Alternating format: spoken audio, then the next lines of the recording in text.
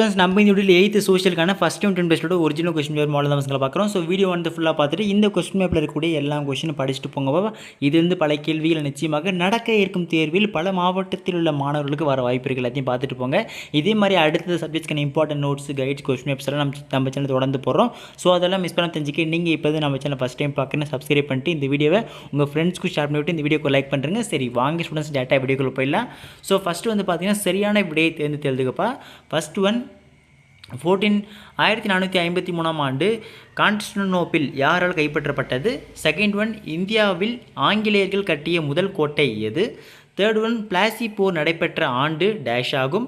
Fourth one உலக மண் நாளாக கடைபிடிக்கப்படும் நாள் டேஷ். ஃபிஃப்த் ஒன் புவி பெருமாற்றல் டேஷ் ஆகும். சிக்ஸ்த் ஒன் உயர்நீதிமன்றம் நீதிபதிகள் ஓய்வு பெறும் வயது டேஷ். நெக்ஸ்ட் வந்து பார்த்தீங்கன்னா கோடிட்டு இடங்கள் நிரப்புகப்பா. செவன்த் ஒன் இந்தியாவில் தேசிய ஆவண காப்பகம் அதாவது NAIL டேஷில் அமைந்துள்ளது.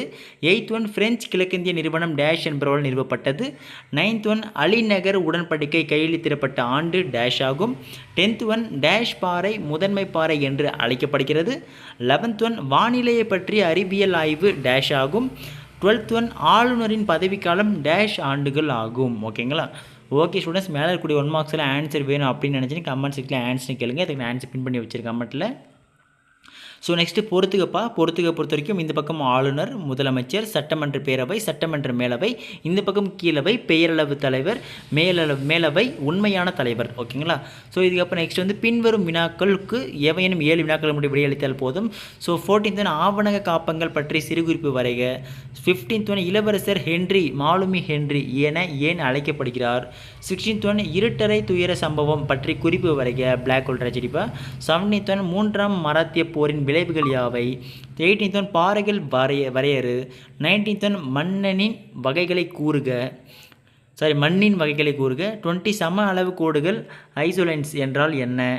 21 வேறுபடுத்துக்கப்பா காலநிலை மற்றும் வானிலை. ஓகேங்களா? 22 மாநில சட்டமன்றத்தின் இரு அவைகளின் பெயரை எழுதுக. 23 முதலமைச்சர் எவ்வாறு நியமிக்கப்படுகிறார்? ஓகேங்களா?